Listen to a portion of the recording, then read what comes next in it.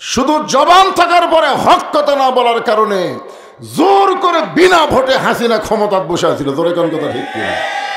এখন হাসিনা পাগলি হওয়ার কারণ কি? পাগলি হওয়ার কারণ হলো রোদ দুপুরে একটা গাভী হেরাছে, গাভী। ওই লোকটা গাভী খুঁজতেছে, খুব গরম লাগছে, মাথা একেবারে ঝিমঝিম করতেছে। হঠাৎ দেখে রাস্তায় দাঁড়িয়ে আছে একটা ছেলে, তাকে জিজ্ঞাসা করতেছে, ভাই এ রাস্তা দিয়ে গাভী গেছে?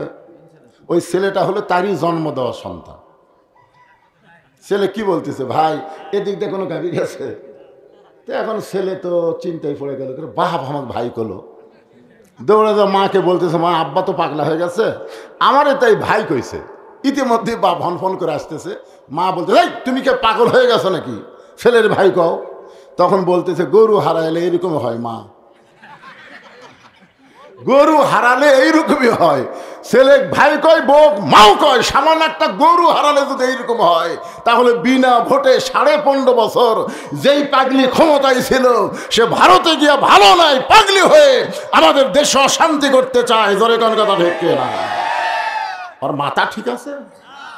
বিনা ভোটে ক্ষমতা এখন হারাছে, গরুর চাইতে একটা পদবি, একটা চেয়ার, যার কারণে পাগলি। একটু মনোযোগ দিয়ে শুনবেন। আল্লাহর কোরআনে আল্লাহ বলতেছেন, ওয়ানুনাজ্জিলু মিনাল কুরআনি মা হুয়া শিফাউ ওয়া রাহমাতুল লিল মুমিনিন। দুই একজন কইলে হবে না, সবাই কোন। সব সমস্যার সমাধান দিতে পারে আল কোরআন। এখানে আসার পরে চেয়ারম্যান সাহেব আমার কানে কানে একটা কথা কইছে, আমি সেইটাকে লক্ষ্য রেখে একটা আয়াতে কারিমা তেলাওয়াত করছি, ইয়া আইয়ুহাল্লাযীনা আমানুস্তাঈনু বিস-সাবরি ওয়াস-সালাহ ইন্নাল্লাহা মা'আস সাবিরিন। কারণ মাহফিলটা হচ্ছে মসজিদকে কেন্দ্র করে। জোরে কোন ঠিক কিনা? আর মসজিদ আপনারা কি জন্য বানাইছেন? দেখলাম আপনাদের মসজিদ দোতলা, মাশাআল্লাহ। দোতলা মসজিদ মানে মুসল্লি বেশি, নাকি কোন? মুসল্লি বেশি, এই কারণে তো দোতলা। একজন বলতেছে জুমার দিন। আপনারা বলেন তো যে কোন নামাজের গুরুত্ব বেশি, 5 ওয়াক্ত নামাজের গুরুত্ব বেশি না জুমার নামাজের গুরুত্ব বেশি?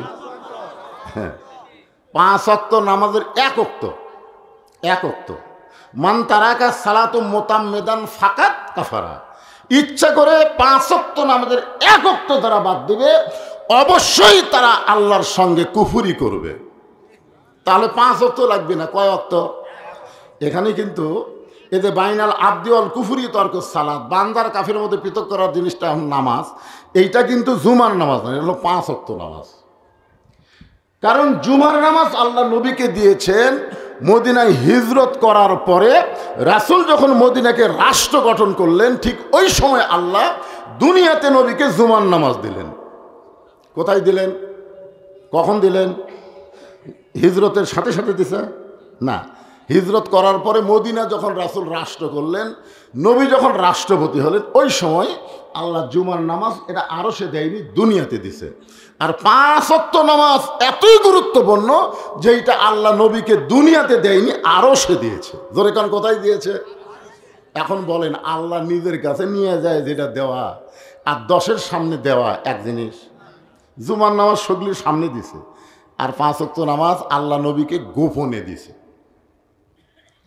তা আপনাদের মসজিদে তো আজকে অনেক মানুষ বাহিরে আইছি আমরা, তাও দেখলাম ভিতরেই ভরল না। তাহলে দোতলা কেন করছেন? অবশ্যই জুমার নামাজের জন্য। ধরে কোন ঠিক কিনা? অবশ্যই জুমার জন্য, ঠিক আছে, অসুবিধা নেই। এই গ্রামে আরো একটা মসজিদ আছে, আমি শুনলাম। এখানে আল্লাহ বলতেছেন, যারা আমাকে বিশ্বাস স্থাপন করেছো, আস্তাইনু বিস-সাবরি ওয়াস-সালাহ, আমি আল্লাহর কাছে যদি কিছু পাবার চাও তাহলে ধৈর্য আর নামাজের মাধ্যমে চাও। কিসের মাধ্যমে? ধৈর্য আর নামাজ। এই যে খাড়া হয়েছে ওরা বসান, মনে হচ্ছে সিজার করা হবে। কারণ সিজার করা বাচ্চারা এক জায়গায় বেশিক্ষণ থাকতে পারে না, কারণ জন্মের আগে এরকে জন্ম হচ্ছে। এরকে জন্ম 2 দিন পরে নর্মালি হতো, নর্মালি কিন্তু জন্ম হতো। কারণ এখানে আমরা যতগুলো বসে আছি একটাও সিজার করা নয়। আমরা কি সিজার করা কা ভাই? সিজার করা না। আমরা কিন্তু সময়ে, যখন আমাদের সময় হয়েছে তখন একটা ধাত্রী আইছে আমার মা থেকে আমাকে বের করছে। আর এই সিজার করাগুলো এরকম সময় হওয়ার আগে ডাক্তারের কাছে গেছে। তো ডাক্তার চেক আপ করে বলতেছে, পানি শুকে গেছে, মানে টেকা কামাই করার বুদ্ধি বেকা হয়ে আছে। তখন বলে তাহলে পেট কাটো, পেট কেটে দেখে ঘুমের মধ্যে আছে। এখন ঘুমের মধ্যে থাকলে কেমন হয়? তখন ডাক্তার ধরে পাও ধরে এরকম একটা ঘুরান দেয়। আমি দেখছি ভাই, আমি এটা দেখছি, এরকম একটা ঘুরান দেয়।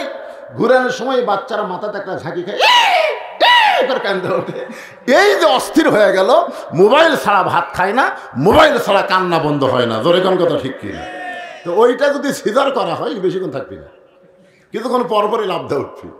হ্যাঁ, বাচ্চাদেরকে আপনার সাইজ করেন, সময় খুব কম, অল্প সময়ের মধ্যে গল্প বেশি করা লাগবে। আমার কথা বুঝলেন? হ্যাঁ। তো নামাজটা হচ্ছে আসরের নামাজ। যেরকম কোন নামাজ? একটা নামাজ লে শুরু করি। এই যে কিছুক্ষণ পরে যে নামাজটা আসতেছে, এই নামাজের নাম কি? আসরের নামাজ। এই নামাজ যখন আল্লাহ নবীকে দিচ্ছেন লাইলাতুল মেরাজে, আসরের 4 রাকাত ফরজ নামাজ, নবী বলেন, আল্লাহ এই আসরের 4 রাকাত ফরজ আদায় করলে আমার উম্মতের লাভ কি? আল্লাহ বলেন, হাবিব, আপনার কোরআন যেটা নাজিল করেছে আপনার উপর, সেই কোরআনে একজন নবীর নাম সবচাইতে বেশি আলোচনা হয়েছে, যার নাম হলো মুসা কালিমুল্লাহ। যেরকম যার নাম কি? ওই মুসা কালিমুল্লাহ যখন সাগর পাড়ি দিচ্ছিলেন, সাগরকে আমি আল্লাহ রাস্তা করে দিয়েছিলাম। ওই রাস্তাকে আল্লাহর শুকরিয়া তান 4 রাকাত নামাজ আদায় করেছে। ওই সাগরের তলদেশে 4 রাকাত নামাজ আমি আল্লাহর এতই ভালো লাগছে, আপনার উম্মতের জন্য আসরের 4 রাকাত ফরজ হিসাবে দিয়ে দিলাম। আপনার উম্মতেরা আসরের 4 রাকাত ফরজ নামাজ যখন জামাত আদায় করবে, আমি আল্লাহ তাকে মুসা নবীর সমপরিমাণ সওয়াব দিয়া দিব।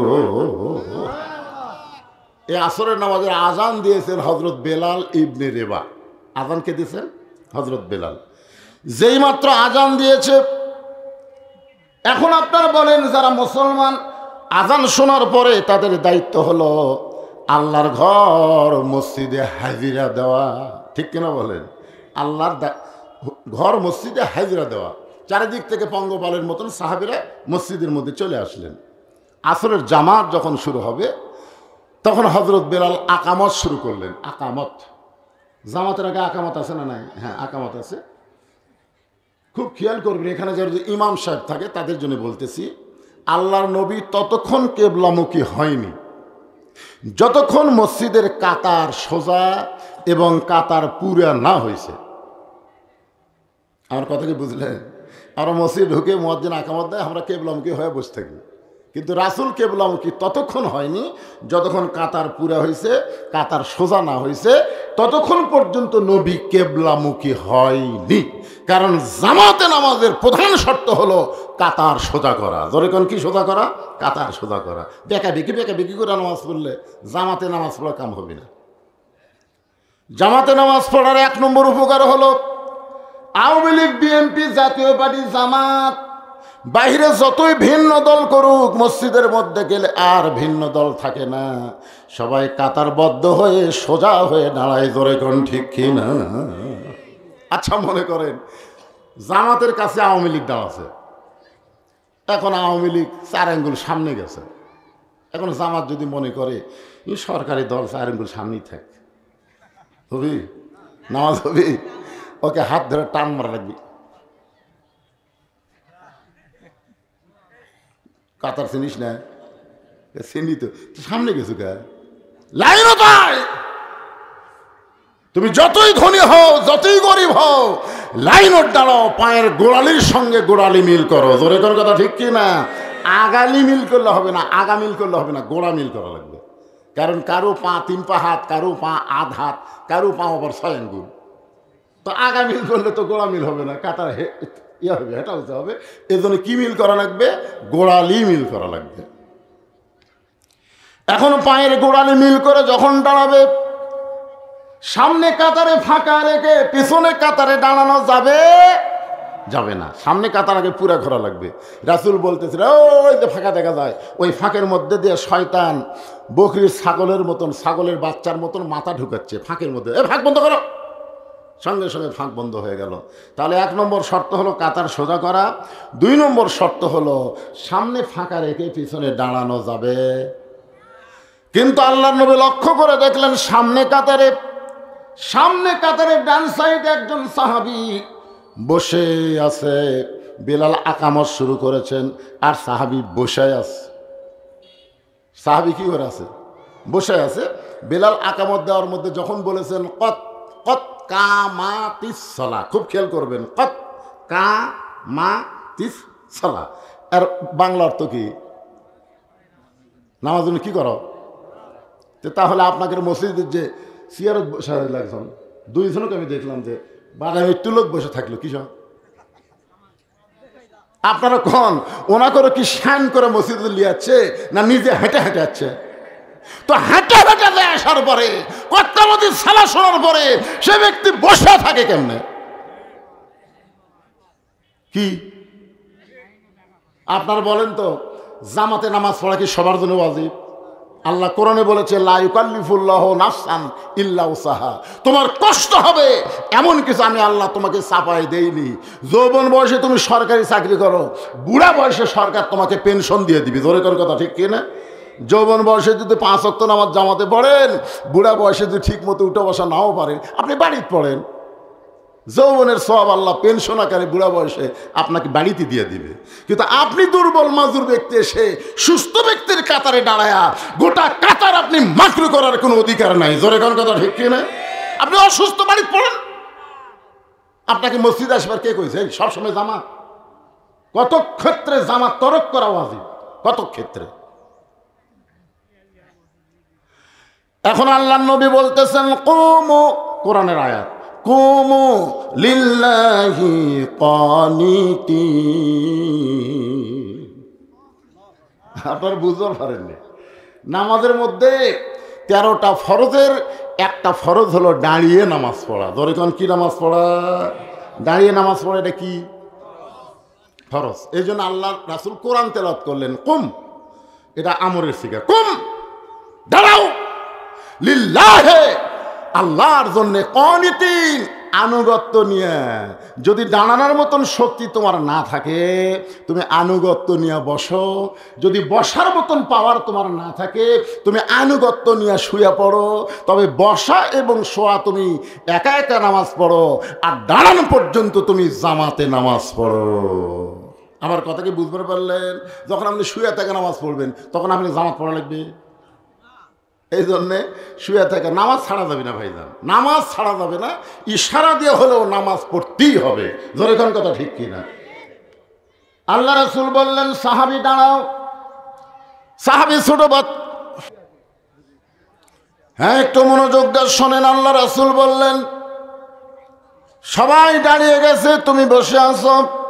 সাহাবী ছোট বাচ্চার মতন কান্দার বলে রাসূল আল্লাহ, আজকে 3 দিন হলে এই দেহের মধ্যে কিছু ঢোকে নাই, আজকে 3 দিন হলে না খাওয়ার কারণে আমার শরীর এত দুর্বল হয়ে গেছে যে দুর্বল হওয়ার কারণে আমি দাঁড়াবার চাই, তারপরেও মাথা ঘুরে আমি যেন বসে যাই। আমার মন দাঁড়ায় কিন্তু আমার শরীর দাঁড়ায় না। কয়দিনে না খাওয়া। আল্লাহ রাসূল বললেন এইরকম অবস্থায় তুমি জামাতে আসলে কেন?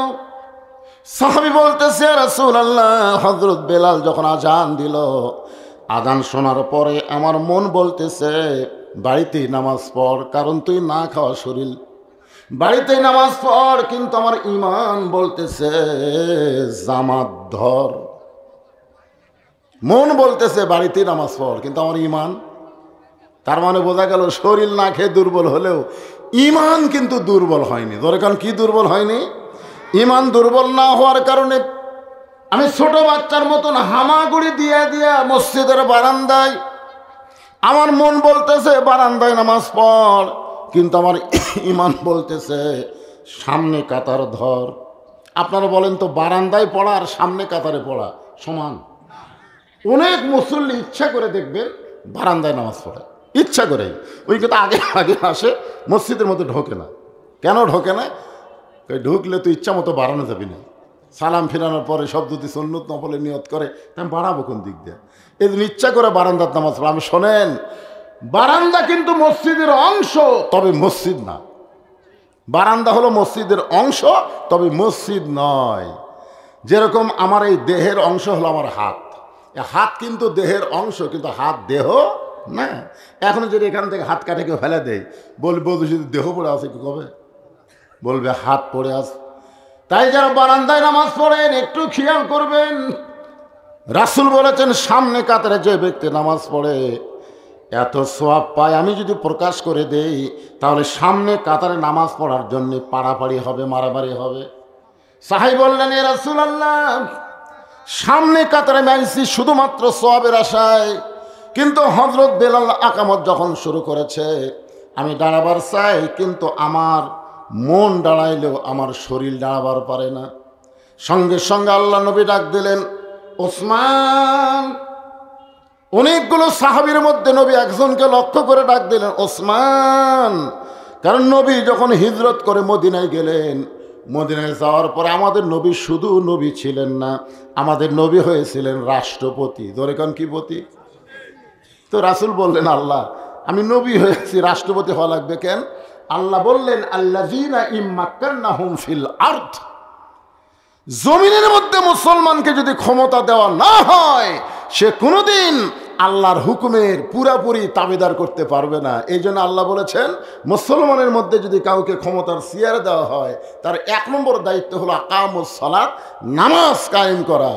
আওয়ামী লীগ বিএনপি যতই চেষ্টা করুক নামাজ কায়েম করতে পারবে না। নামাজ কায়েম করতে গেলে মানুষের আইন চলবে না, আল্লাহর কোরআনের আইন লাগবে। জোরে কোন কথা ঠিক কিনা? আমরা যতই নামাজের ফজিলতের ওয়াজ করি কাম হবি না, কারণ নবী দীর্ঘদিন মক্কায় ওয়াজ করছে, কাম হয়নি। আল্লাহ দেখলো কিছুই হয় না, যে কয়টা হয় সে কয়টা পিটুন খায়। এই জন্য আল্লাহ বলেন হিজরত করে মদিনার যান। মদিনার যাই নবী নিজেই নেতা হলেন, নিজেই নবী থাকলেন এবং মদিনাকে রাষ্ট্র ঘোষণা করলেন। নবী যখন মদিনার রাষ্ট্রপতি, ওই সময় অর্থমন্ত্রীর দায়িত্ব দিয়েছিলেন ওসমানকে। জোরে কোন সুবহানাল্লাহ। অর্থমন্ত্রীর নাম কি? ওসমান গনি। আর ধর্মমন্ত্রী হলেন হযরত আবু বকর, ধর্মমন্ত্রী। আর আইনমন্ত্রী হলেন হযরত উমর। আর শিক্ষামন্ত্রী হলেন হযরত আলী। এই যে 4টা মন্ত্রীর নাম করলাম, আপনারা বলেন তো দপ্তর অনুযায়ী ঠিক আছে? হ্যাঁ, খালি কেমন ঠিক দেখেন। আরে আবু বকর রাদিয়াল্লাহু যে ধর্মমন্ত্রী, আপনারা বলেন তো উনি ধর্ম পরীক্ষায় 100-র মধ্যে কত পাবে? আইনমন্ত্রী হযরত উমর, আইনের পরীক্ষায় উনি কত পাবে? আমাদের বাংলাদেশের আইনমন্ত্রী, হায় হায়, সারা জীবন নৌকার পক্ষে থাকে, সেই নৌকাতেই ধরা খাচ্ছে। ধরে কথা দেখতে, নৌকার মাঝির সাইজটাও ভালো আছে, এই শালার সাইজটাও ভালো নেই। একটা লুঙ্গি পরে এমন এক শার্ট গাও দেয়া, মাথার গামছা বাঁধে আছে।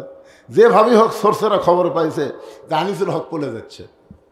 ওরা যখন ধরলো, ধরার পরে যখন নিয়ে আসতেছে তখন বলতেছে, ভাই আমাকে একলা নিয়ে যাবেন কেন? বলে, তোর সাথে আবার কে আছে? ওই চোখটিটা কয়, ওই যে মাল। ওটা কে? আমরা তো 3বার পাচ্ছি না। ওটাই দরবেশ। দাড়ি কামাছে, চুলত কলম মারছে। বাংলাদেশের ব্যাংক থেকে 36,000 কোটি টাকা যে সালমান এফ রহমান চুরি করেছে, ওর নাম হলো দরবেশ। জোরে কোন কি বেশ? একটু মনোযোগ দিয়ে শুনবেন। অর্থমন্ত্রী ওসমান গনি আর শিক্ষামন্ত্রী হলেন হযরত আলী। ওমর ফারুক কেমন আইনমন্ত্রী ছিল, কেমন ছিল ওনার জীবনী পড়বেন। আবু বকর রাদিয়াল্লাহু কেমন ধর্মমন্ত্রী ছিল, আবু বকর রাদিয়াল্লাহর জীবনী পড়বেন। এত ভয় তিনি করেছেন, সবাই যখন ঘুমাইছিল হয়তো আবু বকর কোনোদিন ঘুমায়নি। রাতের অন্ধকারে আল্লাহর কাছে 2 হাত তুলে অথবা চোখের পানি বের করে কাঁদতেন আর বলতেন, আল্লাহ, হাসরের ময়দানের সমস্ত মানুষকে যদি আপনি জান্নাত দেন আর একজন ব্যক্তিকে যদি জাহান্নাম দেন, আমার মনে হয় সে একজন ব্যক্তি আমি আবু বকর। এত ভয় করতেন আল্লাহর জন্যে। আবু বকরকে লক্ষ্য করে আল্লাহ তাআলা কোরআনের আয়াত নাজিল করলেন, ইয়া আইয়ুহাল্লাযীনা আমানুত্তাকুল্লাহা হাক্কা তুকাতিহি ওয়া লা তামুতুন্না ইল্লা ওয়া আনতুম মুসলিমুন। ধর্মমন্ত্রী সম্পর্কে আপনাদের কম বেশি সবার জানা আছে। আইনমন্ত্রীর হযরত উমর কেমন আইনমন্ত্রী ছিল? উনি এক সময় বাংলাদেশের মতন, গোটা বাংলাদেশের মতন 96টা দেশের খলিফা ছিলেন। সুবহানাল্লাহ। নবীর আইনমন্ত্রী এক সময় খলিফা, নবীর ধর্মমন্ত্রীও খলিফা, শিক্ষামন্ত্রীও খলিফা, অর্থমন্ত্রীও খলিফা হয়েছিলেন, ঠিক কিনা বলেন? হযরত ওমর যখন বাংলাদেশের মতন ৯৬টা দেশের খলিফা হলেন, ওই সময় একদিন তিনি কেমন আইন মন্ত্রী ছিলেন দেখেন। জুমার দিনে যখন খুতবা দিচ্ছেন, মাঝখান থেকে এক সাহাবী দাঁড়িয়ে বলতেছে, আমির আল মুমিনিন, ইয়া আমির আল মুমিনিন, আপনার খুতবা আমরা শুনবো না। ওমর ফারুক বললেন, আমার অপরাধ কি? বলে, আমাদেরকে খাটো পাঞ্জাবি দিয়া আপনি লম্বা জুব্বা পরে খুতবা দিচ্ছেন, যতক্ষণ লম্বা জুব্বার কাহিনী না বলবেন ততক্ষণ আপনার ওয়াজ এবং খুতবা আমরা শুনব। আইন কেমন দেখেন, চোখ বন্ধ করে দেখতেছে, মুস্কি মুস্কি হাসতেছে আর দেখতেছে। আল্লাহ, কোরআনের রাষ্ট্র যতদিন চালু থাকবে, উমর যদি কোনো ভুল করে সাধারণ একটা সাহাবী পর্যন্ত সেই ভুলটা বুঝতে পারবে। সুবহানাল্লাহ। তার মানে বোঝা গেল ওর পাঞ্জাবি খাটো, উমরের পাঞ্জাবি লম্বা। ওমর ফারুক চুপ করে থাকলেন, কিছুই বললেন না। মনে করতেছিলেন হয়তো কেউ না কেউ আমার পক্ষে ওকালতি করবে, কিন্তু কেউ যখন আসতেছে না, এমন সময় ওমর ফারুকের একটা ছেলে ছিল, নাম হলো আব্দুল্লাহ। ধরে কার নাম কি? বাবার পাশে দাঁড়ায় বললেন, রে নবীর সাহাবীরা, আমার বাবার লম্বা জুব্বা দেখে তোমরা খুতবা বন্ধ করে দিলে, কিন্তু লক্ষ্য করে দেখো আমার পরনে নতুন কোনো কাপড় নাই। ওসমান গনি বলে, আব্দুল্লাহ, আজকে জুমার দিনে তুমি নতুন কাপড় না পরে পুরাতন কাপড় পরলা কেন? আব্দুল্লাহ বলতেছে, আমি যদি নতুন কাপড় পরতাম তাহলে আমার বাবার জুব্বা লম্বা হতো না। আমি যদি নতুন কাপড় পরতাম তাহলে আমার বাবার জুব্বা লম্বা হতো না। দুনিয়ার সবাই যখন ঘুমায় গেছে, আমার বাবা তখন ঘুমায় না। যেদিন থেকে মদিনার খলিফার দায়িত্ব পাইছে, সবাই ঘুমায়, আর আমার বাবা চোরের মতন চুপি চুপি মানুষের দুঃখ কষ্ট সুখ দেখে। ধরে কারণ সুবহানাল্লাহ, কি দায়িত্ব ভাই, কি দায়িত্ব। আর আমি আপনার ঘুম পাড়বেন।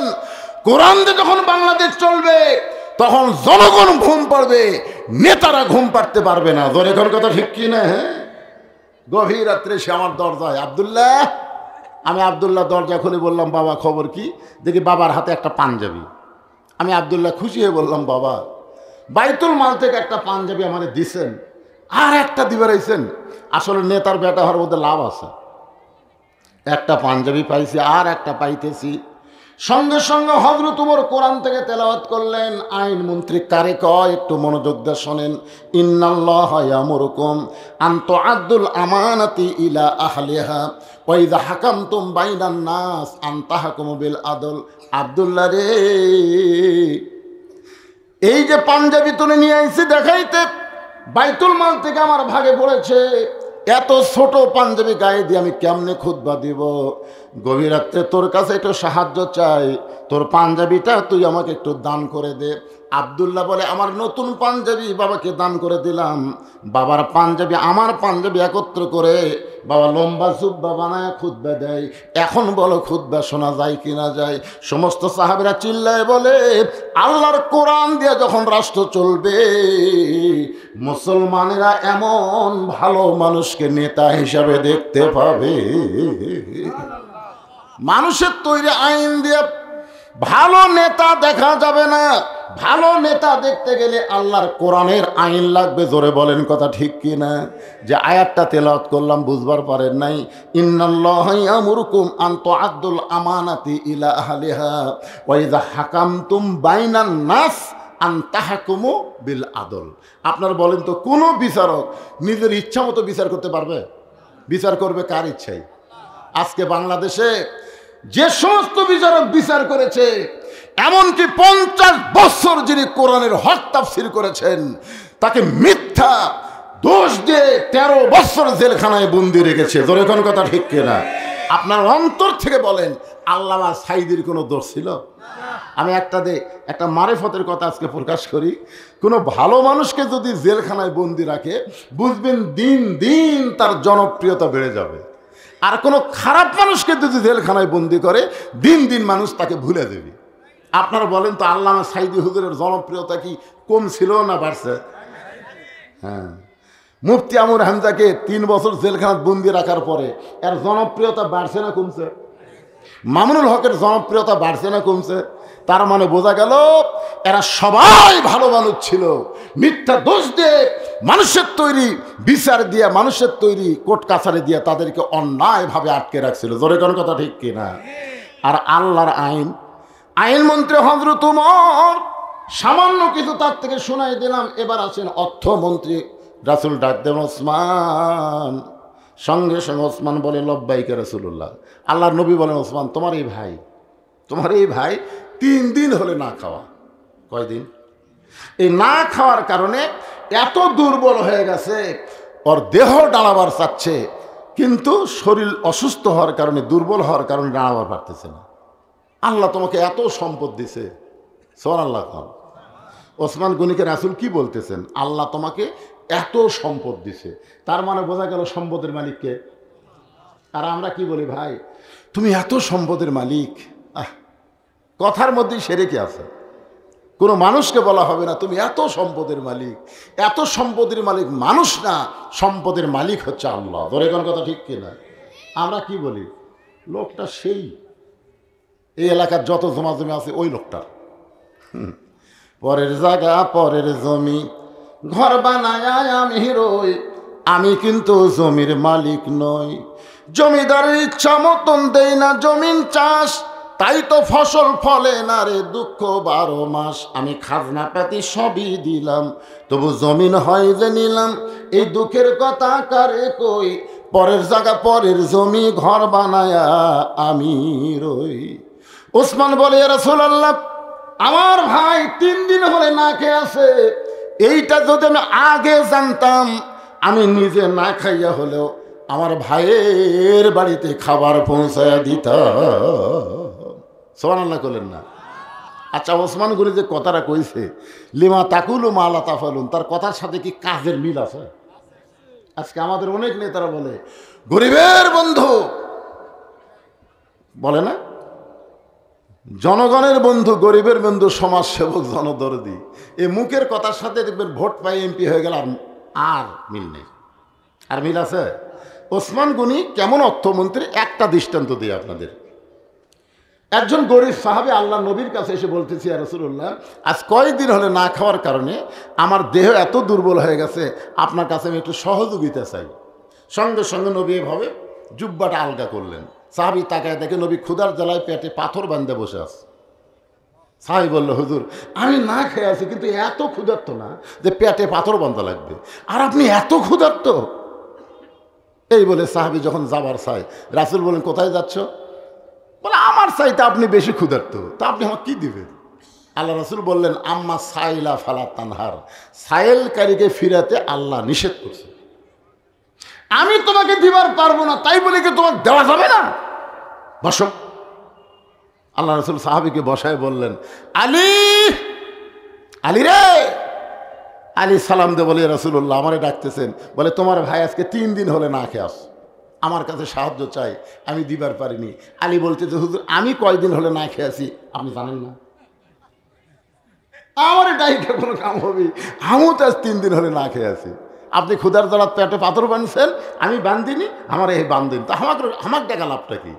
আল্লাহ রাসূল বলে, আলী আমি তোমাকে ডাকার কারণ হলো, তোমাকে এমন এক ব্যক্তির কাছে একটা চিঠি লেখার জন্য এই ব্যক্তিকে পাঠাবো। তুমি লেখো, চিঠির মধ্যে 2000 টাকা, আর চিঠির নিচে আমি নবীর নাম লিখে দাও। হযরত আলী বললেন, ইয়া রাসূলুল্লাহ, সেই লোকটাকে যার কাছে আপনি 2000 টাকার অঙ্কের চিঠি পাঠাবেন? রাসূল বললেন, সে লোকটার নাম হলো ওসমান। নবীর কথা মতো হযরত আলী 2000 টাকার চিঠি লিখে নিচে নবীর নাম দিলেন। গরিব সাহাবীকে আল্লাহ রাসূল বলেন, এই চিঠিটা নিয়ে যাও। গরিব বলতে যে, হুজুর আমি মনে করছিলাম 10 টাকা পাইলেই যথেষ্ট, এই 2000 টাকা আমি কি করবো? রাসূল বলেন, এমন ব্যক্তির কাছে তোমাকে পাঠাচ্ছি যে অল্প দিয়ে খুশি হয় না। গরিব সাহাবী হযরত আলীর লেখা চিঠি, নিচে আল্লাহর নবীর নাম, খুব সম্মানে নিয়ে ওসমান গনির দরবারে গিয়ে দেখেন ওসমান গনি কেশিয়ারের সঙ্গে ঝগড়া করতেছে। কেশিয়ারের সাথে, এই বেটাই সারাদিন হিসাব করিস, 4 আনা মিলে না কেন, এই ভালো করে হিসাব কর। কেশিয়ার করে সমানে খাতার পা তুলতে, কিন্তু 4 আনা মিলতেছেন। ওসমান গনি বলতে, 4 আনা মিল না পাওয়া পর্যন্ত তোর ছুটি নেই। গরিব চিন্তা করে, চিঠির মধ্যে লেখা আছে 2000, আর এই বেটা 4 আনার জন্য কেশিয়ারে ধরছে, কিসের দান করবি? আল্লাহ নবীর কাছে গিয়ে বলতেছি, ইয়া রাসূলুল্লাহ আপনি দিবার পারবেন না, ঠিক আছে, কিন্তু এমন কৃপণের কাছে আমাকে কেন পাঠাচ্ছেন? আল্লাহ রাসূল বলে, তুমি কি চিঠি দিছ? বলে যা পরিবেশ দেখলাম হুজুর, দেওয়ার চান্স পেলাম না। আল্লাহ নবী বলেন আবার যাও, আবার যাও। এবার নবীর কথা মতো গরিব সাহেব ওসমান গনির দরবারে গিয়ে দেখে কেশিয়ারের কপালের ঘাম টপ টপ করে পড়তেছে, আর ওসমান গনি কিছুক্ষণ পরেই বলতেছে, বেটা 4 আনার হিসাব দে। গরিব কয় 1-8 ঘন্টা হয়ে গেল রে, এই 4 আনার জন্য কেশিয়ারও ছাড়ে না, আমার 2000 দিবি, দরকার নাই, নবীর কাছে গেলে আবার পাঠাবি। না খাইয়া বসে থাকা যায় কিন্তু অযাতা ঘোরা যায় না, জোরে কোন কথা ঠিক কিনা?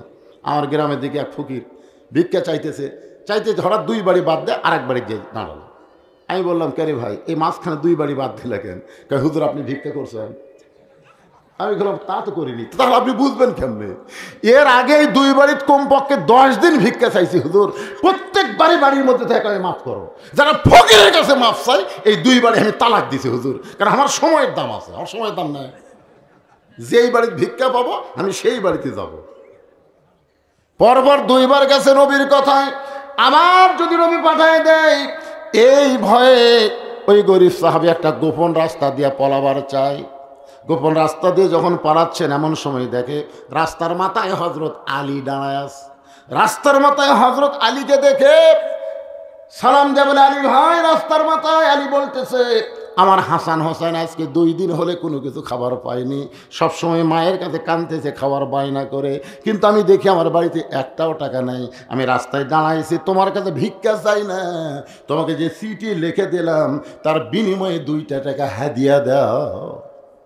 আসলে রসুলের আহলে বাইত যারা, তাদের একটা সম্মানের কারণে কারো কাছে তাদের হাত পাতানো যাবে না। বলতেছে, ভাইজান আমি তোমার কাছে 2টা দিরহাম হাদিয়া চাই। গরিব কান্দের বলে, আলী তোমার লেখা চিঠি এখন আমার পকেটে, 2000 টাকা যদি ওসমান আমাকে দিত তাহলে একটা টাকার ব্যাগ হয়ে যেত। তুমি কি দেখতেছো না আমি খালি হাতে? আলী বলতেছে, তাহলে চিঠি কোথায়? বলে চিঠি পকেটের মধ্যে। পকেটে কেন? বলে পরপর 2 বার গেলাম, 4 আনার জন্য যে কেশিয়ারকে ওসমান ছাড়ে না, সে কি 2000 টাকা আমাকে দান করবে? আলী বলতে, সাহাবী তুমি যদি নবীর সাহাবী হও তাহলে তুমি কি বিশ্বাস করো না, মায়ান্তিকু আনিল হাওয়া ইন হুয়া ইল্লা আল্লাহ রাসূল যা কিছু করে আপনারা বলেন তো নিজের ইচ্ছাই করে? কার ইচ্ছাই? তো নবী আমার চিঠি লিখতে বলেছে, এইটা নবীর ইচ্ছাই নয়, আল্লাহর ইচ্ছাই। যাও। এমন একটা ধমক মারেছে, গরিব সাহাবী ভয়ে ভয়ে ওসমানের দরবারে গিয়া দেখে কেশিয়ার আর ওসমান 2 জনে আল্লাহর শুকর আদায় করতেছে। 2 জনে আলহামদুলিল্লাহ আলহামদুলিল্লাহ সুবহানাল্লাহ আলহামদুলিল্লাহ, মানে 2 জনে আল্লাহর শুকর আদায় করার কারণ হলো 4 আনার হিসাব মিলিছে। আপনার বলেন তো 4 আনার হিসাব মিলান লাগবে কেন? কোরআন দিয়ে যেদিন বাংলাদেশ চলবে, যাকাত ভিত্তিক অর্থনীতি যখন চালু হবে, হিসাব করে করে যাকাত দেওয়া লাগবে। 4 আনার হিসাব না করলেও তার যাকাত আদায় হবে না। জোরে করে কথা ঠিক কিনা? আমরা তো এখন ইচ্ছা মতো যাকাত দিই। ব্যাংকত কত আছে হিসাবের কি দরকার? দে গোটাকে 10 শাড়ি কিনে দে, 10টা লুঙ্গি কিনে দে, কিয়ামত পর্যন্ত আদায় করেন। দান হবার পারে, কিন্তু যাকাত আদায় হবে না। যেদিন কোরআন দিয়ে বাংলাদেশ চলবে, সুদকে কবর দিয়া যাকাত ভিত্তিক অর্থনীতি বাংলার জমিনে চালু হবে। জোরে কোন কথা ঠিক কিনা? আর যাকাত দিয়ে যখন বাংলাদেশ চলবে, তখন গরিবদের কি মোশান হবে জানেন? একটা গরিবও ধনীর কাছে যাওয়া লাগবে না, বরং ধনীরাই গরিবের কাছে যাওয়া লাগবে। তাহলে কোরআন দিয়ে রাষ্ট্র চললে লাভ কার? গরিবেরা খেলে আরামে বসে থাকবি, আর ধনীরা টাকার ব্যাগলে খেলে দরদার যাবি। তো এরকম 1 ব্যাগ টাকা নিয়ে গরিবের কাছে একজন গেছে, যেই যা বলছে যে ভাই আমার কাছে 1 ব্যাগ যাকাতের টাকা আছে, সঙ্গে সঙ্গে দরজা বন্ধ করে বলতেছে, ইয়াকা নাবুদু ওয়া ইয়াকা নাস্তাইন, আমি আল্লাহর ইবাদত করে আল্লাহর কাছে সাহায্য চাই, তোর যাকাতের টাকা দরকার নেই। মানে কোরআন দিয়ে যখন রাষ্ট্র চলবে, তখন মানুষের কাছে মানুষ হাত পাতাতে শরম পাবে। হাত পাতাবে সরাসরি কার কাছে? জোরে কোন? 10টা বাড়িতে গেছে, 10টা বাড়ি, প্রত্যেক বাড়ি একই। ওই কয় কি এক বিপদে পড়লাম রে, গরিব হয় ভালো আসলো রে, এই দুনিয়ার টাকার ব্যাগ লাইন কুটি যায়। খুব কষ্ট নিয়ে ঘুরতে ঘুরতে এ মরুভূমির মধ্যে গিয়ে থেকে এক গাছের তলায় একজন বস্তা মাথার দিয়ে ঘুম পাড়তেছে। ব্যাগ গেল, মনে করছে গরিব পাশি রে, আসসালামু আলাইকুম ভাই। বস্তার লাভ দেটা বলতেছে আলহামদুলিল্লাহ। আমি তোমার সালাম দিলাম, তুমি শুকর আদায় করলে কেন? বলে এক বস্তা টেকালে 15 দিন ঘুরতেছি ভাই, গরিব পাচ্ছি না রে, তুই টাকার বস্তাটা লে তো। আমি ঘুরি ব্যাগলে, তুই ঘুরিস বস্তা নিয়ে, তাহলে গরিব কোথায়? যেদিন বাংলার জমিনে কোনো সুদ থাকবে না, যাকাতের অর্থনীতি চালু হবে, সঙ্গে সঙ্গে এই দেশের জন্য আল্লাহ রহমত আর বরকতের দরজা খুলে দিবে। জোরে কোন কথা ঠিক কিনা? 4 আনার হিসাব, 4 আনার হিসাব মিলানো লাগবে। হিসাব মিলে গেছে, 2 জন আল্লাহর শুকরিয়া আদায় করতেছে। এবার গরিব সালাম দেয়, যেই মাত্র সিটি দেয়, ওসমান গনি চিঠি পড়াই একটা সুমা দিয়ে বলতে যে ভাইজান এই চিঠি কে পাঠাইছে? গরিব বলতেছে আপনি কি আরবি জানেন না? চিঠির নিচে আল্লাহর নবীর নাম লেখা আছে। সঙ্গে সঙ্গে ওসমান গনি চিঠি চুমা দিয়ে বলে ভাইজান এই চিঠি কে পাঠাইছে? গরিব বলতেছে আল্লাহর নবী চিঠি পাঠাইছে। সঙ্গে সঙ্গে চিঠিতে চুমা দিয়ে বলে ভাইজান এই চিঠি কে পাঠাইছে? গরিব বলতেছে পরপর 2 বার কইলাম আল্লাহর নবী পাঠাইছে। আবার যখন শুনবার চাও তাহলে শোনা আল্লাহর নবী এই চিঠি পাঠাইছে। সঙ্গে সঙ্গে ওসমান চিঠিতে চুমোতে বলে ভাইজান এই চিঠি কে পাঠাইছে? গরিব খই আর কি মারিস তারা। এর আগে আমি 2 বার দেখছি রে, তুই 4 আনার জন্য কেসের ছাড়িস না। আর চিঠির মধ্যে 2000 টাকা অঙ্ক দেখে তোর মাথা খারাপ আছে। তোর টাকার আমার দরকার নাই রে। খুব রাগ করে নবীর কাছে গিয়ে বলে রাসূলুল্লাহ এমন কৃপণের কাছে আমারে কেন পাঠাইলেন? 2 বার দেখলাম কেশিয়ারকে 4 আনার জন্য ছাড়ে না। আলীর ভয়ে গিয়ে চিঠি দিলাম, বারবার জানতে চাই, 3 বার আপনার নাম বললাম, এরপরও যখন জানতে চাই নবী গো আমার কোনো টাকার দরকার নেই, এমন কৃপণের কাছে আমার কেন পাঠাইছেন? সঙ্গে সঙ্গে নবী চোখের পানি বের করে বলে সাহাবী রে আমার অর্থমন্ত্রী ওসমান তো এমন হওয়ার কথা না। আমার অর্থমন্ত্রী ওসমান তো দুনিয়ার মহব্বত এমন পাগল হওয়ার কথা না। এই কথা নবী যেই মাত্র শেষ করেছে তাকায় দেখে 1 বস্তা টাকা মাথায় নিয়ে ওসমান গনি নবীর দরজায় দাঁড়িয়ে আছে। আল্লাহ রাসূল বলে ওসমান তোমার ভাইকে 2000 টাকা দিবার কইছিলাম, তুমি 1 বস্তা কেন? বলে হুজুর আমি নিয়ত করছি চিঠি পাওয়ার সঙ্গে সঙ্গে আমার ভাইকে 2000 দিব, আর যতবার আপনার পবিত্র নাম বলবে ততবার 2000 করে বাড়াবো। কারণ আপনি আমার কাছে চিঠি দিয়েছেন, আমার ভাগ্য খুলে গেছে হুজুর, এই জন্য আপনার নাম দেখেই তো আমার সেরকম অবস্থা। আমি আমার ভাইয়ের মুখে খালি আপনার নাম শুনবো, যতবার বলবে আপনার পবিত্র নাম ততবার 2000 করে। এ পর্যন্ত আমার ভাই 3 বার আপনার নাম কইছে, আর চিঠির কারণে 2000, এই মোট 8000 টাকার বস্তা আপনার সামনে নিয়ে আইছি। আপনার পবিত্র হাত দিয়ে আমার গরিব ভাইকে দিয়ে দেন। গরিবও কান্দে, নবীও কান্দে। নবী বলেন আল্লাহ শুধুমাত্র আমার নাম শুনে যে ওসমান 2000 করে দান করে দেয়, আমি নবী ওসমানকে কি দিব? আমার তো দেওয়ার মতন কিছুই নাই। আল্লাহ বলে হাবিব আপনার অর্থমন্ত্রী ওসমানকে আমি আল্লাহর গানি ডিগ্রি দিয়া দিলাম। সেদিন থেকে নাম হয়ে গেল ওসমান গনি। ওসমান সবচাইতে ধনী। ধরে গান সুবহানাল্লাহ। সে ওসমান বলতেছে আর রাসূলুল্লাহ আমার ভাই 3 দিন হলে না খেয়ে আছে, এটা যদি আমি আগে জানতাম নিজে না খাইয়া হলো আমার ভাইয়ের বাড়িতে খাবার পৌঁছাইতাম। আল্লাহ রাসূল বললেন এই সাহাবী আজকের দিনে তুমি বসে নামাজ পড়ো, বসেই নামাজ পড়ো, নামাজ যেই শেষ হবে ওসমানের বাড়ির যাবে, ওসমান এমন দেওয়া দিবে তোমাকে আর না খেয়ে থাকা লাগবে না। এই কথা বলে নবী যেই কেবলামুখী হয়ে নামাজের নিয়ত করবেন, এমন সময় গরিব সাহাবী বলতেছি ইয়া রাসূলুল্লাহ 3 দিন হলে না খেয়ে থাকার পরেও আমার ঈমান বলতেছে আল্লাহ পাক আমাকে দিবে। আস্তাঈনু বিসসবরি ওয়াসসালাহ ইন্নাল্লাহা আস-সাবিরিন। ওই বসে থাকা সাহাবী বলতেছি ইয়া রাসূলুল্লাহ কথাটা গুরুত্ব দিয়ে শুনবেন, 3 দিন হলে না খাওয়ার কারণেও আমার দেহ দুর্বল হলে আমার ঈমানটা এখনো বলতেছে আল্লাহ আমাকে দিবে। কে দিবে? আল্লাহ আমাকে দিবে। আস্তাইনু আমি কার কাছে যাচ্ছি? আস্তাইনু বিসসবরি ওয়াসসালাহ, আল্লাহ আমাকে দিবে। যতক্ষণ পর্যন্ত আমার ঈমান বলবে আল্লাহ আমাকে দিবে, ততক্ষণ পর্যন্ত আমি না খেয়ে মরে গেলেও আল্লাহ ছাড়া ওসমানের কাছে যাব না। নবী কইছেন নামাজের পর ওসমানের কাছে যাও। আর এই কি বলতেছে? কথাটা খেয়াল করছেন? আমার ইমান বলতেছে কে দিবে? আল্লাহ দিবি। এখনো বলতেছে না খেয়েছি বলে যে আমার ইমান মরে গেছে তা না। দেহ মরণ হতে পারে, কিন্তু মুসলমানের ইমানের কোনো মরণ হবে না। ধরে কোন কথা ঠিক কিনা? দেহ মরণ আর ইমানের মরণ বোঝেন? আল্লাহ রাস্তায় যারা জীবন দেয় এদেরকে মৃত্যু বলা যায় না। যার প্রমাণ একটা আবু সাইদ, নাম শুনছেন? আবু সাইদের নাম শুনছেন? আমার গ্রামের সাওয়াতে ভাইয়ের একটা ছেলে হয়েছে, আমার একটা হুজুর নাম রাখবো, আমি আবু সাইদ। খুবই খুশি। আমার এই ভাই আবু সাইদ নাম রাখছে তার ছেলের। এটা শুনে শুনে উত্তর পাড়াতে একটা আবু সাইদ, দক্ষিণ পাড়াত আর একটা আবু সাইদ। আমি চিন্তা করলাম আবু সাইদ দেখে আমার পাড়া ভরে যাবে নাকি। আমার সম্পর্কে এক খালা, নিজের না সম্পর্কের খালা, তার মেয়ের একটা মেয়ে হয়েছে। তা আমার একটা হুজুর একটা ভালো নাম কও তো, আমার নাতনির নাম রাখবো, একটা ভালো মেয়ের নাম কও। তখন আমি কইলাম খালা হাসিনা। সেই কছি হাসিনা। ওরে বাবা, খালা কমপক্ষে হাফ মিনিট মোবাইল কাটেনি, ধরে আছে। তারপরে এই তুই আলেম না জালেম রে? আমি ফোন করে বললাম খালা এত খেপছেন, এই তোর কাছে একটা ভালো নাম শুনবার চাইলাম আর তুই খুনি হাসিনার নাম করি।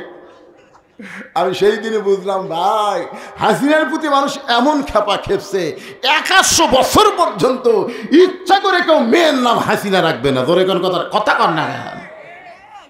তার মানে কি বুঝলেন? ইমান যদি একবার আল্লাহর প্রতি পাগল হয়ে যায়, নবী বলতেছে নামাজ শেষ করে ওসমানের কাছে যাও, আর সাহাবী বলতেছে আমার ইমান বলতেছে দরকার হলে না খাইয়া মরে যাব, কিন্তু আল্লাহ ছাড়া ওসমানের কাছে আমি যাব। সঙ্গে সঙ্গে নবী বললেন আজকে আসরের নামাজ দেরিতে হবে। নবী বললেন আজকে আসরের নামাজ কি হবে? কথা কয় না রে ভাই। আচ্ছা নবী যদি কয় দেরিতে হবে, সাহাবেরা যদি কয় না হুজুর টাইম হয়ে গেছে, চলবে? কেন চলবে না? কারণ নবী কি ছিল? ইমাম ছিল। আজকে আমাকে পাংশা ইমাম যদি মসজিদ যায় কয় যে আজকে আসরের নামাজ দেরিতে হবে, সমস্ত লোক কবি তোকে বাদ দে মরে, তোর কাছে টাইমের জ্ঞান নাই। শোনেন, যাকে ইক্তেদা করতেছেন, ইক্তেদাই তো বেহাজাল ইমাম হিসাবে, যাকে নেতা হিসাবে ইক্তেদা করতেছেন, সে ইচ্ছা করলে 2-1 দিন নামাজ দেরিতেও পড়াবার পারবে। ধরে কথা কর না কেন? কোরআন যে যেদিন বাংলাদেশ চলবে সেদিন মসজিদের মুতুল্লি, মসজিদের সভাপতি, মসজিদের ক্যাশিয়ার কোনো বেনামাজি হবার পারবে না। ধরে কোন কথা ঠিক কিনা? মসজিদের সাথে তাদের সম্পর্ক, তারাই মসজিদের খাদেম হবে। মসজিদের সভাপতি মানে মসজিদের খাদেম, মসজিদের কি মালিক।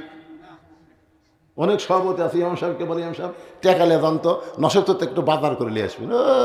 ইমাম বলতেছে ঠিক আছে চাচা দেন। অনেক কেশিয়ার আছে যেই মাস হয় তখন ইমাম আর মসজিদ কাছে ঘেরে না, ঘেরা বোঝেন না, ধারতে আসে না। এখন ইমাম মসজিদ দুইজনে খোঁজে কেশিয়ার চাচা দেখতেছি না রে, কয়দিন হলে মসজিদ আসে না। ইমাম মসজিদ দুইজনে কেশিয়ারের বাড়িতে গেছে, চাচা আসসালামু আলাইকুম। চাচা চাচা বার হয়ে বলছে কি খবর হুজুর, আপনাকে পাও লম্বা হলো নাকি? চাপাত খালি জুতের বাড়ি। ধরে কোন কথা ঠিক করে, শালা মাস গেছে তুই বেতন দিস না, আবার হুজুরের সাথে টিটকারি মারিস। হুজুর পাও লম্বা আছে নাকি? ইমাম বলতেছে চাচা 2 তারিখ। চাচা মসজিদ বলতে চাচা 2 তারিখ বেতন। হ্যাঁ তোমরা মসজিদ করে নামাজ পড়ে বেতন পাও, কিন্তু আমরা নামাজ পড়ে কিছুই পাই না। দেখছেন কেশিয়ারের কথা? ঠিক আছে আজকে না শনিবারে দেবো, যাও। বৃহস্পতিবারে বলছে শনিবারে দেবো, শনিবার দিন জোহরের পরে টাকা নিয়ে যাও। এখন মুয়াজ্জিন ইমাম খুশি হয়ে বাড়িতে যা বলতেছে তোমাকে যা যা বাজার লাগবে লিস্ট করো, শনিবার দিন জোহরের পরে হবে। এখন বউ তো সারা মাসের যা বাজার লাগবে সব লিস্ট করে স্বামীর হাতে দিয়েছে। স্বামী ব্যাগ আর চিলটা লিয়া কেশিয়ারের বাড়িতে যাচ্ছে জোহরের নামাজের পর। চাচা বাড়িতে আছেন? বাড়ির বউ বলতে তোমার চাচা হঠাৎ বগুড়া গেছে। তোমার চাচা হঠাৎ বগুড়া গেছে। হাই রে, বউ ব্যাগ দিল চিলটা দিল, এখন চাচা হঠাৎ বগুড়া গেল বাজার। বউ বলতেছে, কেশিয়ারের বউ বলতেছে তোমরা আলেম মানুষ এত অধৈর্য হচ্ছে কেন? মানে আজকে দিবার পারনি কাল দিবি রে। আর বউ চিলটা দিছে আর ব্যাগ দিছে, আজকে দিবি রে কাল দিবি। এখন ইমাম সাহেব মনের কষ্টে কি করবে, বাজার টাজার করে পারেনি। এখন ব্যাগ আর চিলটা মেম্বরের উপর থেকে আসরের নামাজের নিয়ত করছে। কোন নামাজের? আসরের নামাজের নিয়ত করছে, 1 রাকাত ভালোই পড়াচ্ছে, 2 রাকাত পড়িছে, 3 রাকাতে ওঠার পরে মনে হয়ে গেছে কে রে নামাজ তো ভালোই পড়াচ্ছ, তোর বউ কিন্তু বাজার নেওয়ার জন্য বসে আছে। এটা হঠাৎ মনে হয়ে গেছে। এখন আসরের 4 রাকাত তো আসলে 3 রাকাত আছে, হুজুর আর মনে নেই। আরে সব ভুলে গেছে। এখন রুকুত যায়, শেষ দার যায়, চিন্তা করে কয় রাকাত তাই 3 রাকাত না 4 রাকাত, মনে করছে 4 রাকাত। এই শেষ দার থেকে উঠে আর উঠিনি ভাই, যেই বসেছি এতদিন ধরে যারা লোকমা দেওয়া পারেনি বুঝছেন, এরা খালি সাইজত আছে। যেই হুজুর বসেছে একবারে 5 জন আল্লাহু আকবার। ইমাম সাহেব সালাম ফিরানোর পরে মন ভার করে যাচ্ছে। একজন বলছে তো হুজুর আপনি মাসের শেষের দিকে এসে বা এই মাসের প্রথমের দিকে এসে আপনি নামাজ ভুল করেন কেন? এই শালা শয়তান কিসের জন্য, জোরে কর কথা ঠিক কিনা? এই জন্য মসজিদের কোরআন দিয়ে যখন রাষ্ট্র চলবে, মসজিদের দায়িত্ব সবাই পাবে না, সামনে কাতারের মুসল্লিদেরকে দায়িত্ব দেওয়া হবে। জোরে কর কথা ঠিক কথা বলেন। একটু মনোযোগ দিয়ে শুনবেন। আল্লাহ নবী বললেন আজকে আসরের নামাজ দেরিতে হবে, আসরের নামাজ দেরিতে হবে। যদি আজকে ওয়াজের কারণে 5 মিনিট দেরি হয়, 10 মিনিট দেরি হয়, আপনাদের সমস্যা আছে? ভাইজান মনে করবেন না যে নামাজ হবে না, নামাজ হবে। আজকের জামাত হয়তো আরো অনেক বেশি লোকের হবে। জোরে কোন ঠিক কি না? নবী বলেন আসরের নামাজ দেরিতে হবে। এই বলে নবী যখন ওই দুর্বল সাহাবীর দিকে যাচ্ছেন, আমার দিকে খেয়াল করেন, অন্যদিকে মনোযোগ দেন না। এই মেহরাব থেকে নবী যেখানে ইমামতি করবেন সে জায়গার নাম কি? সেই জায়গার নাম হলো মেহরাব। মেহরাব থেকে নবী যখন কি পানি পড়তেছে, আচ্ছা পড়ুক। আজকে যদি আল্লাহ বলে যার শরীরের মধ্যে 2 ফোঁটা পানি পড়লো, ওই 2 ফোঁটা পানির কারণে 2 বছর ডাক্তারের কাছে যাওয়া লাগবে না। না যদি আল্লাহর উপর একটা সুযোগ দেয়, আপনাকে লাভ না লস? এটা কি পানি বুঝতেছেন? আরে দুনিয়ার কাম কাজ করে কত বুঝলেন। আজকে কোরআনের শেষ পয়েন্ট আমি আইছি, এরপরে আর লম্বা হবে না ভাইজান, কারণ আমারও তো খেয়াল আছে আসরের নামাজ। একটু মনোযোগ দেন। আল্লাহ নবী মেহরাব থেকে ওই যে কোনায় বসে আছে দুর্বল সাহাবী, ওই সাহাবীর দিকে যখন রওনা দিছেন, কি দিছেন? নবী যাচ্ছেন। কি জন্য যাচ্ছেন? দরকার হলে আমি না খাইয়া মরবো, কিন্তু আল্লাহ ছাড়া ওসমানের কাছে যাব। এই কথাটা নবীকে এমন আকর্ষণ করেছে যে আকর্ষণ করার কারণে নবী নিজেই মেহরাব ছেড়ে ওই দুর্বল সাহাবীর দিকে যখন রওনা দিয়েছে, এমন সময় নবী উমর ফারুক নবীর জুব্বা ধরে বলতেছে, ইয়া রাসূলুল্লাহ আপনার জুতার পরশে আল্লাহর আরশ ধন্য হয়ে যায়, আপনার জুতার পরশে আল্লাহর আরশ ধন্য হয়ে যায়, আপনি দুর্বল সাহাবীর কাছে যাবেন কেন? আপনি যদি চান তাহলে আমি দুর্বলকে স্যাং দোলা করে আপনার সামনে হাজির করব। বুঝতে পারছেন?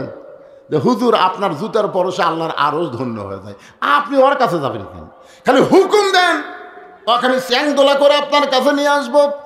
সঙ্গে সঙ্গে আল্লাহ নবী বলেন, ওমর তোমার 2 চোখ দিয়ে তুমি শুধু দুর্বলকে দেখতেছো, শুধু দুর্বলকে দেখতেছো, একটাবার চোখ বন্ধ করে দেখো আমি নবী তার কাছে কেন যাই।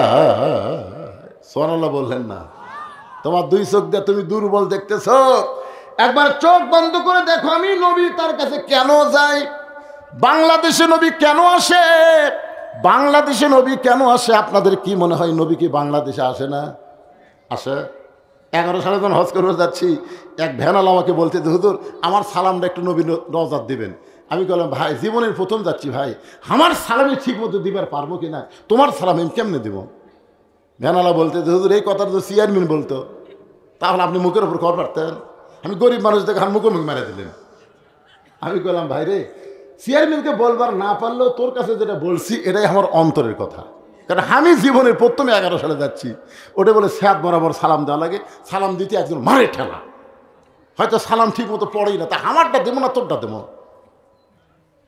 খুব মন করে তখন মন খারাপ করে যাচ্ছে, তখন আমার গায়ে হাত দিয়ে বললাম ভাই একটা কাম করো, তুমি 40টা দিন এশার নামাজের পরে যদি পেশাব পায়খানা করো তাহলে অজু করে বিছনাত ঘুমাবা। কয়দিন? 40 দিন। মানে অজু অবস্থায় বিছনাত ঘুমান লাগবে। ঘুমানোর পরে ঘুম যখন শুরু হবে তুমি 11 বার একটা দরুদ পড়বা, আল্লাহুম্মা সাল্লি আলা মুহাম্মদ আল্লাহুম্মা বারিক আলা মুহাম্মদ। এই দরুদটা তুমি পড়বা। পড়ার পরে তুমি আয়াতুল কুরসি যেগুলো দোয়া পড়ো এগুলো পড়তে পড়তে ঘুমায় যাবা। এই কথা বলে আমি হজ করতে গেলাম। আমিও মনে করি নাই যে সত্যি আল্লাহ নবীকে দেখতে পাবে, শুধু আমি ভুলে গেছি। কিন্তু আমার এটা খেয়ালই নাই। আমি হজ করে তখন 5 বাজার আমার অফিস ছিল, যেই মাত্র অফিসে বসেছে ওই ভ্যানারা দেখি ভ্যান থামাতে আমাকে 1 কেজি মিষ্টি দিচ্ছে, আমাকে 1 কেজি মিষ্টি। আমি বললাম কে রে ভাই, হজ থেকে আসলাম, অনেক লোক আমার বাড়িতে গেছে খুরমা খেজুর খাওয়ার জন্য, জমজম পানি খাওয়ার জন্য, আর তুমি আমার বাড়িতে না যায় তুমি অফিসে যাচ্ছে কেন 1 কেজি মিষ্টি নিয়ে? হুজুর আমি আপনার বাড়িতে গেলে আপনি মনে করতেন যে আমি খুরমা খেজুর খাওয়ার জন্য আইছি, আমি জমজম পানি খাওয়ার জন্য আইছি, এই জন্য আপনার বাড়িতে যাইনি হুজুর। আপনি আমার কি দিবেন? একটা আতর দিবেন, একটা তসবি দিবেন, না খুব বেশি দিলে একটা জায়নামাজ দিবেন, এর বেশি দিয়ে পারবেন? আমি মনে মনে চিন্তা করি তো জায়নামাজ দেবো, এটা আমি নিয়তি করে নিতে পারি। খুব বেশি হলে 1 গিলাস পানির মধ্যে 10 ফোঁটা জমজমের পানি দিয়ে গোটা গিলাস ভরে করেন খা।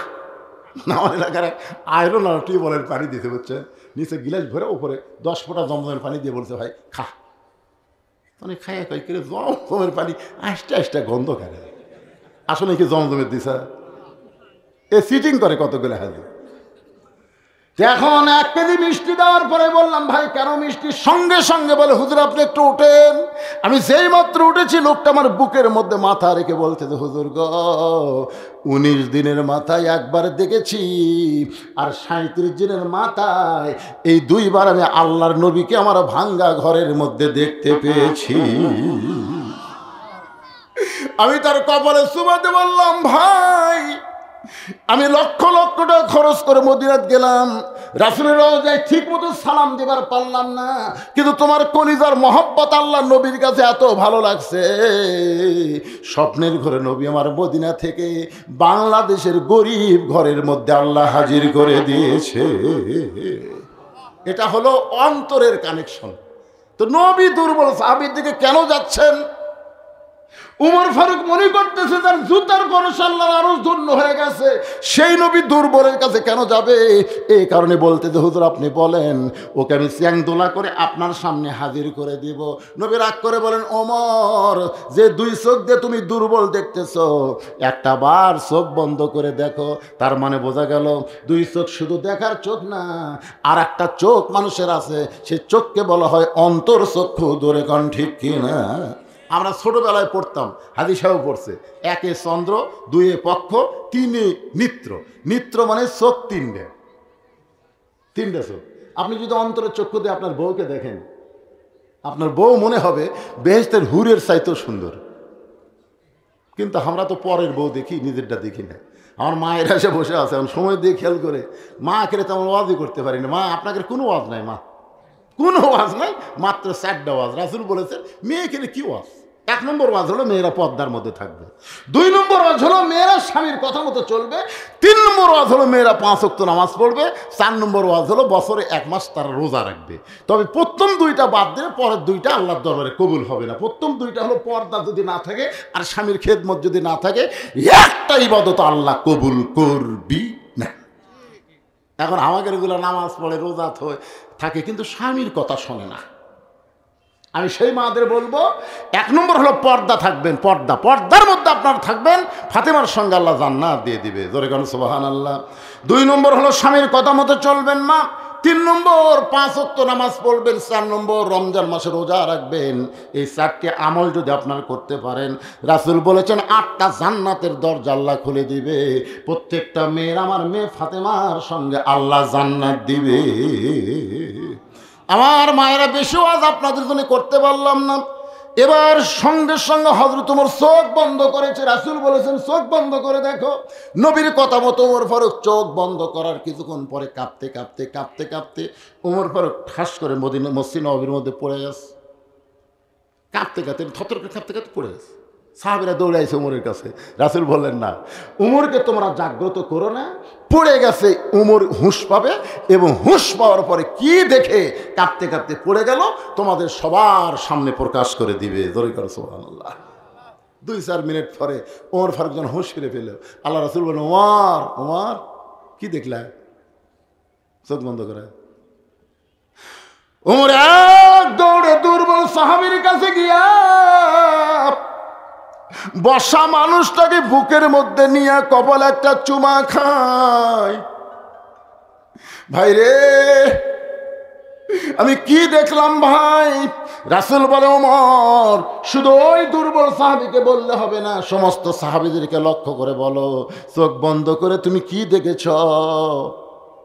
ইয়া আইয়ুহাল্লাযীনা আমানুস্তাঈনু বিস-সাবরি ওয়াস-সালাহ ইন্নাল্লাহা মা'আস-সাবিরিন। এই আয়াতটা নিয়েই কিন্তু আজকে আমি তাফসীর করতেছি, আলোচনা করলাম। ওমর ফারুক বললেন, এই দুর্বল সাহাবী, আল্লাহ তার ইমানের এত পাওয়ার, আমি ওমর চোখ বন্ধ করে দেখলাম দুর্বল সাহাবীর ইমানটা যদি আসমানে লটকানো হয়, সূর্যের চাইতেও তার ইমানের পাওয়ার বেশি। আপনারা বলেন তো, ইমানের পাওয়ার বাড়াবার গেলে কি লাগবে? এক নম্বর হলো নামাজ। যত যাই করেন, নামাজ ছাড়া ইমান বাড়বে না। আর একটা কাজ হলো ইন্নাস সালাতা তানহা আনিল ফাহশাই ওয়াল মুনকার। একমাত্র নামাজই পারে মানুষকে যাবতীয় ফাহিশা কাজ থেকে হেফাজত করতে। এই যুবকেরা, তোমাদের হাতত যে এই যে একটা মোবাইল আছে, এই মোবাইল তোমাদের গ্যারান্টি কি? রাতের অন্ধকারে তোমরা দরজা বন্ধ করে যে খারাপ ছবি দেখবা না, তার গ্যারান্টি কি? আমি বাপদেরকে বলবো, বাবা আপনার ছেলেকে যদি আপনি ভালো করতে চান, 7 বছর বয়স থেকে নামাজের তালিম দেন, 10 বছর থেকে জোর করে নামাজ ধরান। ও যদি 5 ওয়াক্ত নামাজ পড়ে, ও মেশিনে ইমানের কোনোদিন ভক্ত হবে না, ইসলামী আন্দোলনের কর্মী হয়ে যাবে। জোরে কান কথা ঠিক কিনা? কথা বলেন। আপনার বলেন তো, 5 ওয়াক্ত নামাজি কোনো ছেলে আপনাকে এলাকার অন্যায় করে? এই যারা খালি জুম্মা মারে, সবার শেষে যায়, আগে আসে, এই সালার তো নামাজ পড়বার যায় না, এরা আল্লাহর সাথে ঠাট্টা করবার যায়। এই জন্য আল্লাহ বলেছেন ফাওয়াইলুল লিল মুসাল্লিন, যাবে সবার শেষে, বাড়াবি সবার আগে, এই নামাজ পড়বার যায়। মসজিদের খতিবকে আমি অনুরোধ করে বলবো, আপনি বলবেন যারা শেষে যায় আগে আসে, মানে যায় শেষে আগে বাড়ায়, এইরকম 3 জুম্মা যদি কেউ করে, ওই পুরাপুরি শয়তান হয়ে যায়। ওর মধ্যে মানুষত্ব থাকে না, ও শয়তান হয়ে যায়। কয় জম্মা যাবি শেষে, বাড়াবে আগে। একই আমল যদি 3 জম্মা করে, তাহলে কি হবে? শয়তান। আল্লাহ কোরআনে বলেছেন, কুল আউযু বিরাব্বিন নাস। এই সূরাটা পড়ার পরে মনোবাদ করব।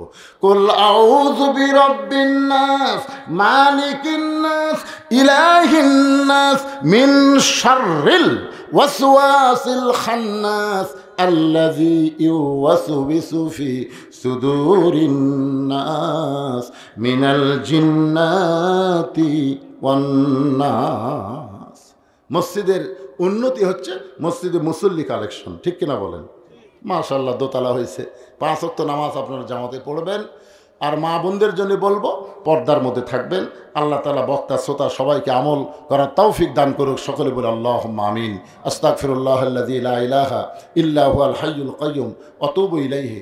কারণ চারিদিকে আযান হয়ে গেছে, এখানে ওয়াজ হলে যারা নামাজ পড়তেছে তারাও ডিস্টার্ব মনে করবে, ফতুয়া আবার হবে যে নামাজ আগে না ওয়াজ আগে, ঠিক কিনা বলেন?